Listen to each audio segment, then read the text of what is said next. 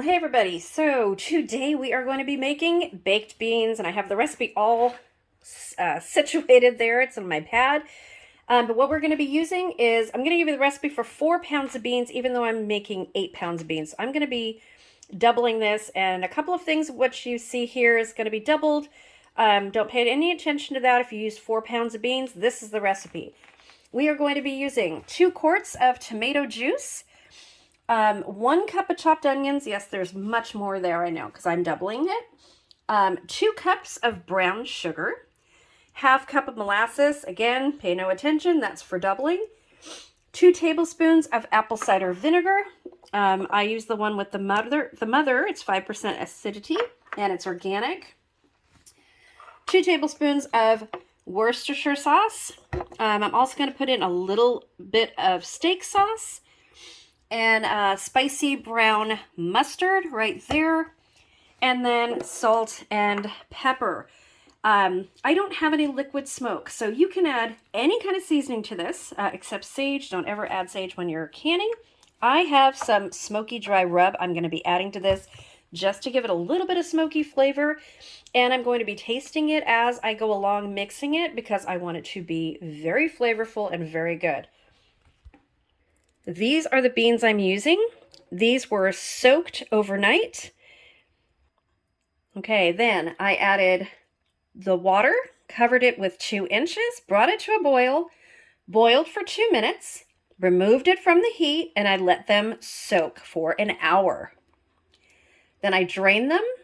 I put the beans back into the pot. I added more water to cover it, again 2 inches over, brought them to a boil, reduced the heat to a gentle boil, covered for 30 minutes. Really, really easy, very, very tender beans, and I'll tell you, these are Great Northern beans, and they are delicious. You can use navy beans, Great Northern beans. If you don't have those, you can add pinto beans if you need to. Any larger bean like this is perfectly fine, and it'll come out great. Okay, so I'm going to show you how I do this really quickly. Okay, I'm going to be adding my tomato juice. If you don't have canned tomato juice, it is fine. You can add, if you can your own tomatoes, you can blend your own tomatoes in the blender. It'll work perfectly fine. Just make sure that you blend them really well, which is what I'm probably going to be doing because I'm doubling this. But we're going to see how this works out and how it tastes. This is a recipe I've never used before, but I have tasted it. A friend of mine has done this, and it comes out really, really good. These are better than Busch's baked beans, you guys. This is going to be an amazing, amazing flavor. Oh, and I just got tomato juice on my shirt. Okay, so we are going to be adding our brown sugar, the onions,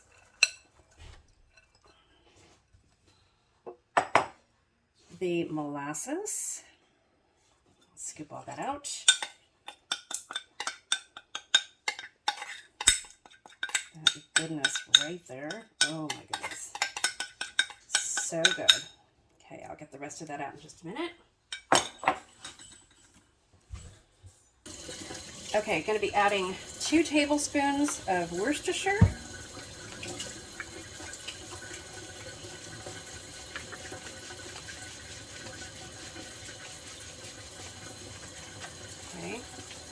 And then apple cider vinegar.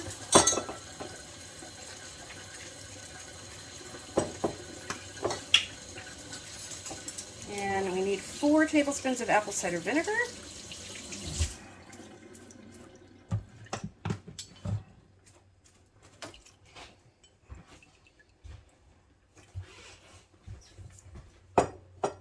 Okay, now remember I said I didn't have, whoops, didn't have liquid smoke, so I'm going to be adding some of this to it. This is smoke seasoning, smoky dry rub. This is going to give it a neat flavor, you guys. Okay, we're going to add some spicy brown mustard. You can add mustard seed if you need to, mustard powder. And again, I'm not measuring this. I'm going to taste it and see how it is. It's probably about 3 tablespoons is what I added. Okay, and then I'm going to add some salt. This is my pink Himalayan salt. Not too much. It'll bring out the flavors. And then some of my Watkins black pepper.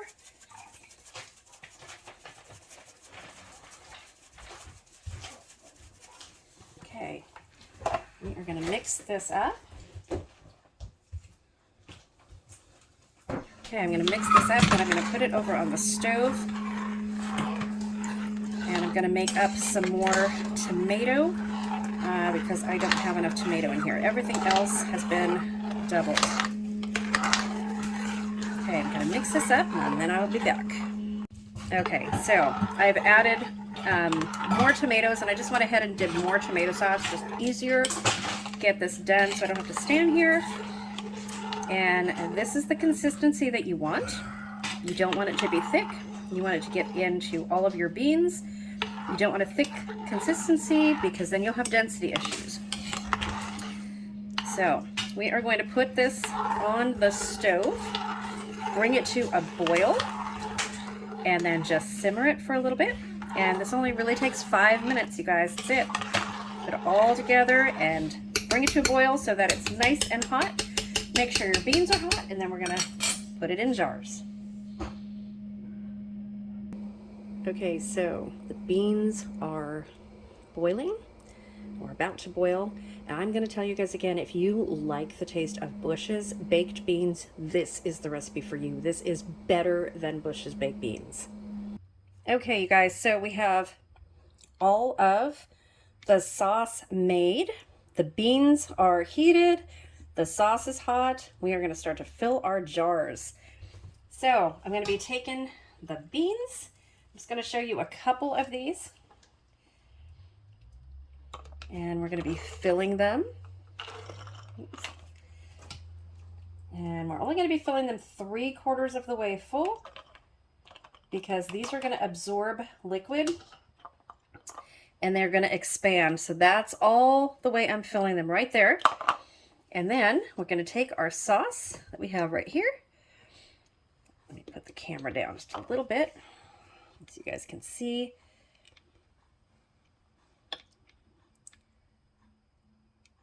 Okay, let's see. I'm going to fill this. Okay.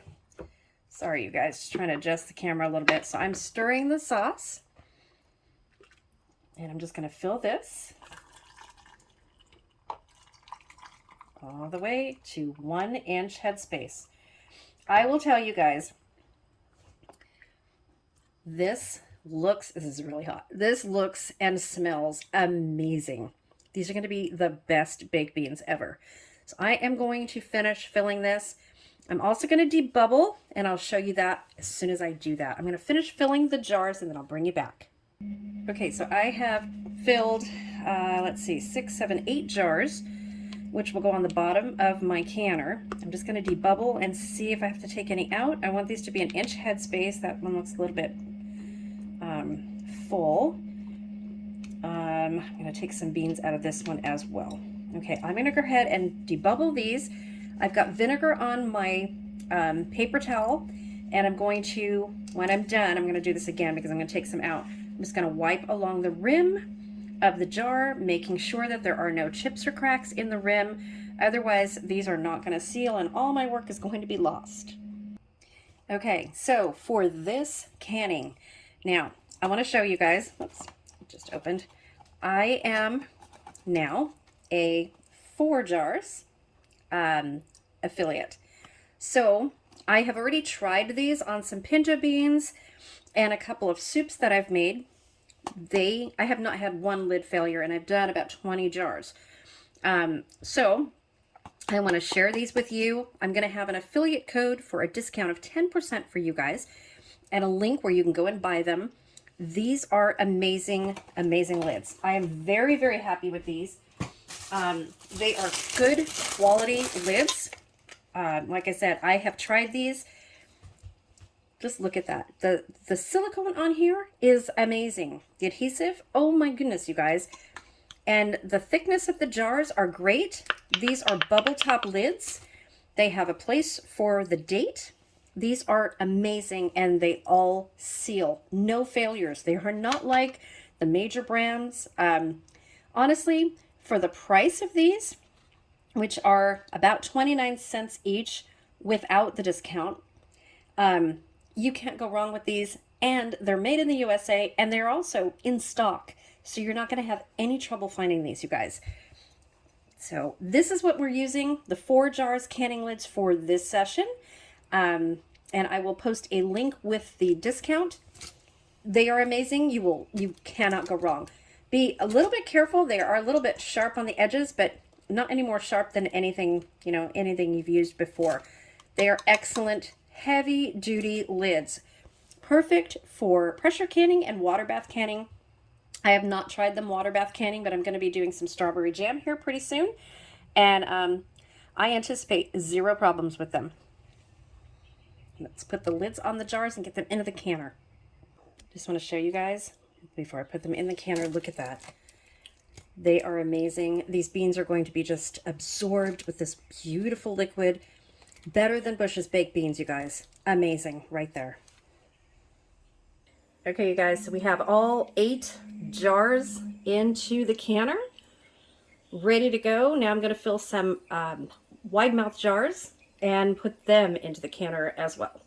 Okay, so before we get started on the wide mouth, I want to show you that Forjars comes in wide mouth as well.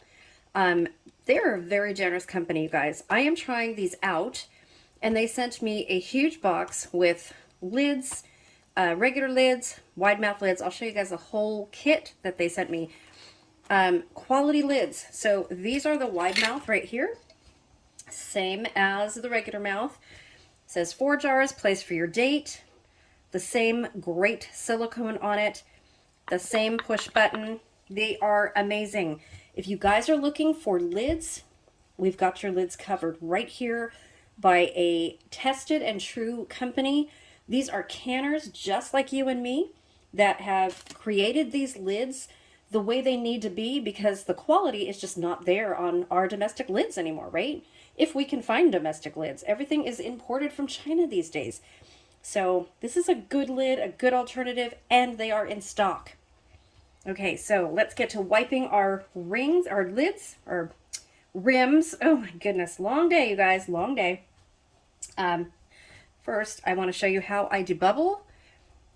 Just put the debubbler in here and make sure that there is no air pockets or anything like that in these. I'm going to wipe that lid again. I also like to make sure of the density of the beans, that it's not too much. There's not too much beans in there, because they are going to cook again. I'm actually going to take a little bit of beans out of this one because it's a little bit heavier. It's a little bit denser. So you can tell, I can tell that this one's too full too. I can tell just by the weight of the jars how dense they are. That one too. So I put too many in here. I'm filling it 3/4 of the way up and then putting the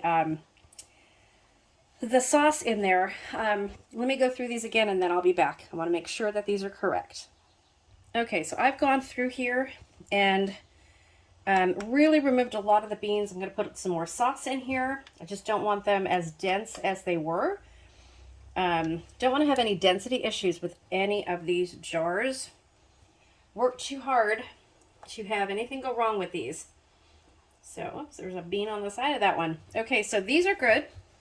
So, I am going to go ahead and wipe the rims.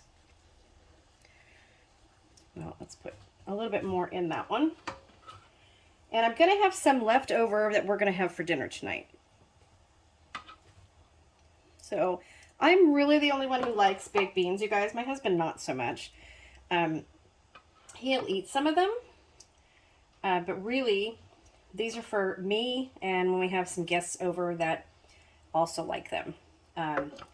Maybe put a little bit of hot dogs in them or some bacon, cooked bacon when we take them out. I didn't have any pork defrosted that I can put in these for today. but you can certainly do some cut up pork or salt pork, give it a little bit more flavor. Just cut them up very small little chunks because you don't want any density issues with that either. Okay. Going to put the lids on these and get them into the canner. My canner is nice and hot and waiting for these. So these are going to be amazing, you guys. Okay, you guys, here is the second stack of jars. We have a total of 15. So we have 8 of the regular mouth pints and 7 of the wide mouth pints. So I am going to put the lid on this, and then we're going to show you how we vent for 10 minutes. Okay, I think you guys can see the steam coming out of this. So we are going to set the timer for 10 minutes. We're going to let the steam vent from the pressure canner for 10 minutes. This is really important. It's a very, very important step. It's not even going all the way. You want it really, really steaming, and it'll start doing that in just a second. That is one of the major steps, you guys. If you skip this step, your jars may not seal, your food may not be properly processed. You definitely don't want to skip this step. What steaming does is it builds up pressure in your canner, which is what you want, because you need that pressure built up in order to pressure can process your jars. I've seen a lot of stuff on Facebook lately that people are not venting their brand new canners, don't know to do that. You guys, if you don't have a ball book or a USDA canning book, please get one. Don't just go by what people are doing on YouTube or on Facebook especially. There's a lot of canning groups on Facebook that are teaching incorrect methods. They're just unsafe. We want you guys to be safe when you're canning because you're eating this food. You guys are feeding your families, right? This is stuff that's so, so important. And you don't want to skip steps when you're just learning, or even if you're a seasoned canner, you don't want to skip steps. All of the steps are recommended for a reason. We know the science behind the canning and why we process the way we do these days. And I hear a lot on Facebook about how your grandparents and your parents did it, and you do it the same way. They water bath everything. I totally get that, you guys. My family in Italy, when they made sauce, all they did was they made the sauce. They pureed the tomatoes. They put the cold tomatoes into jars. They put the jars in a hot water bath, and they put a blanket over it. Or they pureed the tomatoes, cooked the tomatoes, and then put that into the hot jars, and the jars sealed. Well, of course the jars are sealing. Everybody thinks you need to, if your jar seals, that you're safe. That's not always the case. Your jars are going to seal. If you guys want to do an experiment, next time you make soup or something like that, put it in a canning jar, the hot soup. Put a lid on it, put a ring on it. And you tell me if in a couple hours that jar doesn't seal. It's going to seal. The heat from the food is going to seal the jar. That doesn't mean it's safe to eat and leave on your pantry. It's safe to put in your refrigerator, certainly. But in order to process correctly, you need to pressure can it. I know there's countries that don't have a pressure canner. There are ways to water bath foods, low acid foods.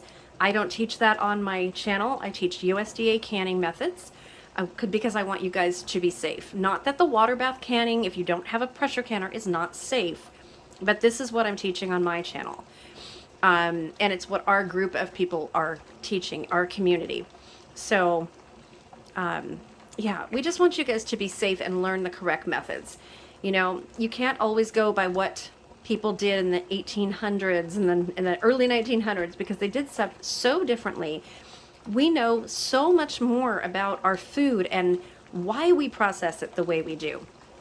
So take the time to learn, get a good ball book, get the USDA canning book, watch the canners in our community that teach USDA canning. Look up USDA canning, a bunch of us will come up. Go and learn the proper methods if you don't already know. It's so, so important.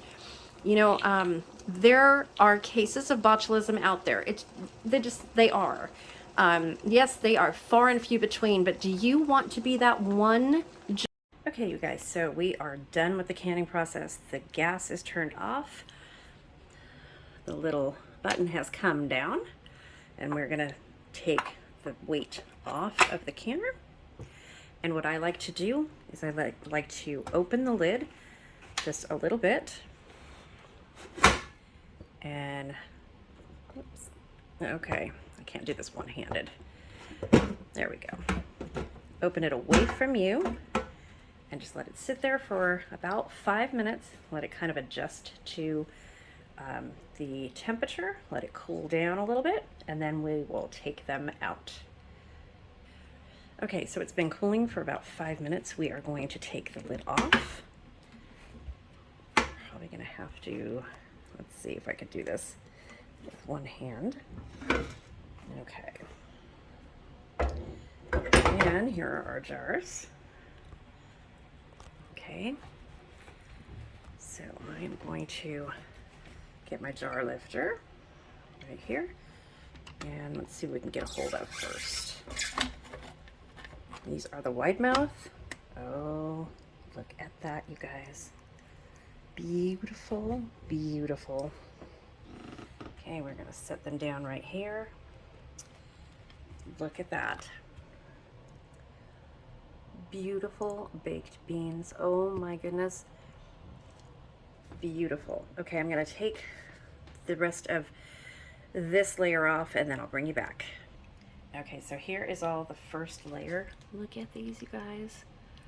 Oh, they look and oh, they smell so good. I've also got a pan in the oven of the leftovers that we're gonna have for dinner tonight. Look at that. Gorgeous, gorgeous, gorgeous. Okay, here they are all out. 15 pints. So all of these look good. I had some siphoning. It looks like I had siphoning on 3 jars, maybe. And this one, the lid was loose just a little bit, so if I didn't tighten the lids good enough, that is to be expected. That would be my failure. This one had the most on it, I think. Well, maybe this one too. But that one right there, I don't know if you can see, that one right there is still bubbling, and this one right here is still bubbling. So we'll see what the outcome is on these 3 jars. I'm gonna be watching these, make sure that they seal. These are all bubbling too, but it looks like all of the headspace is really good. They came out beautifully. Look at that. Okay, guys, that is our baked bean session. If you have not ever tried baked beans, please try this recipe. You will love it. It's absolutely wonderful. It's so delicious. If you like Busch's baked beans, you will love this recipe. I promise you. Better than Busch's baked beans. It's awesome. Okay, so the word of the day today is going to be baked beans. Put that in the comment section below. Subscribe if you're not already subscribed to be eligible to win the giveaway.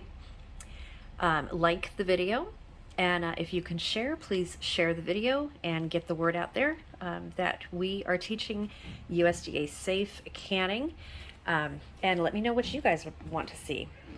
So I am going to be getting a batch of strawberries pretty soon, hopefully a flat, and make some strawberry jam. That will be coming in the next week or so, and I will certainly show you how these taste when I open a jar. They are amazing. So thank you for watching, you guys. Stay tuned for more, and don't forget to comment the word of the day.